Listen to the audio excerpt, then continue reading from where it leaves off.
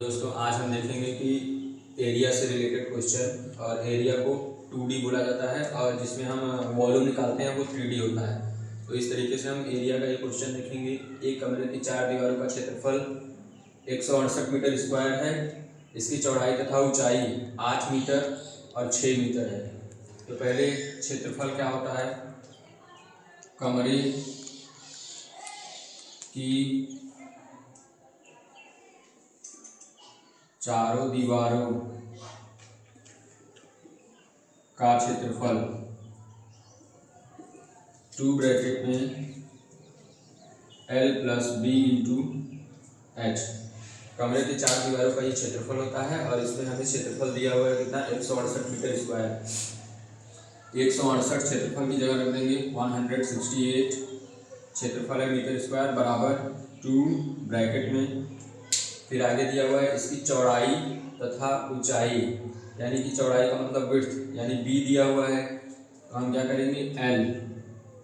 L plus चौड़ाई की जगह पे क्या रखेंगे? 8 और ऊंचाई कितना दिया हुआ है? 6। यहाँ पे 6 नोट कर देंगे। और इसके बाद यहाँ से हमसे पूछा है कि कमरे की लंबाई कितनी होगी, L का मान पूछा है। तो यहाँ से हमें 6 और 2 का मल्टीप्लाई 168 इक्वल टू इसका मल्टीप्लाई इसमें कर लेंगे 12 ब्रैकेट में L + 8। फिर इसके बाद 168 इक्वल टू ये मल्टीप्लाई कर देंगे 12, या इसी को डिवाइड कर देते हैं। 12 से डायरेक्ट डिवाइड कर दें 168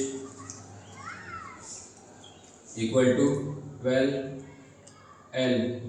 फिर इसके बाद इसका मल्टीप्लाई इसमें कर दें तो 12 को 8 बार ले जाएंगे 96।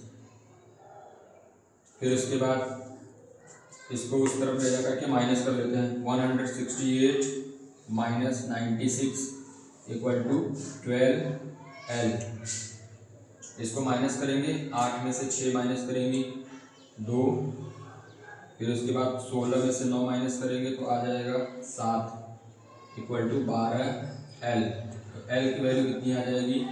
12 में 12 से डिवाइड करेंगे तो कितना आ जाएगा? 6 बार। तो इसमें कमरे की लंबाई कितनी आ जाएगी? कमरे की लंबाई आ जाएगी 6 मीटर। और कमरे की चौड़ाई कितना दिया हुआ है? इसमें क्वेश्चन में दिया हुआ था 8 मीटर। अगला क्वेश्चन देखेंगे हम लोग।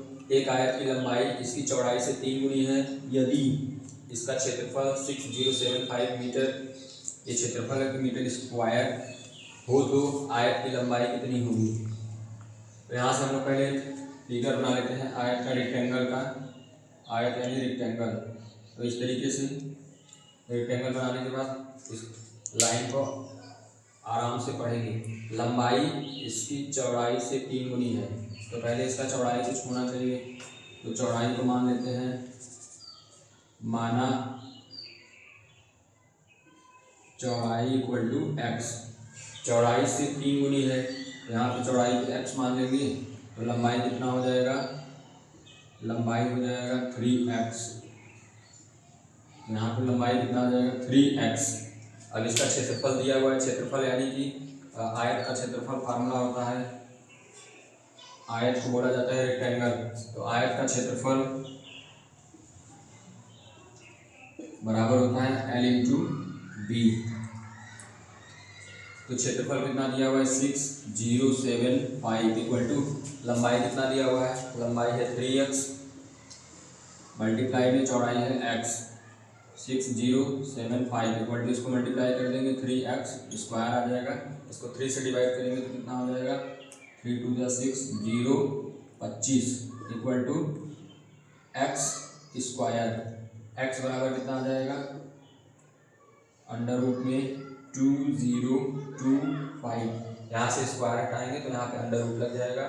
और 2025 जो है इसका स्क्वायर है तो इसका एलसीएम निकाल लेते हैं। 2025 2 से डिवाइड करेंगे तो कितना आ जाएगा? 2 से डिवाइड नहीं होगा क्योंकि लास्ट में 5 दिया हुआ है तो 5 से डिवाइड कर लेते हैं। 5 से डिवाइड करेंगे 5 चौके 20, 5 × 5 = 25। फिर 5 से डिवाइड करेंगे तो 5 × 40, 5 × 5 अभी 81 आ गया, किससे डिवाइड होगा 3 से, तो 27 यहाँ 81 और फिर 3 9 27, 3 3 9, 3 1 3। अब पेयर बना लेंगे, पेयर बनाने के बाद मल्टीप्लाई कर लेंगे तो एक्स की वैल्यू आ जाएगी। एक्स की वैल्यू क्या आ जाएगी पेयर बनाने के बाद 5 3 3, तो 5 या 15 15 या 45, तो एक्स जो है वो क्या आ गया, एक्स की वैल्यू आ गई 45 आ गई। और ये क्या है चौड़ाई है, तो यहाँ से चौड़ाई कितनी आ गई 45 और लंबाई कितना आ गया 45 में 3 का मल्टीप्लाई कर देंगे तो 45 गुना 90 135, 3 बार मल्टीप्लाई करेंगे। तो जो भी क्वेश्चन में पूछा होगा या तो चौड़ाई पूछे या फिर लंबाई पूछे, तो चौड़ाई कितना हो जाएगा 45 और लंबाई कितना हो जाएगा 135। इसी तरीके से हम क्षेत्रफल का अगला भी क्वेश्चन लाएंगे दूसरे पेज पे। Thank you.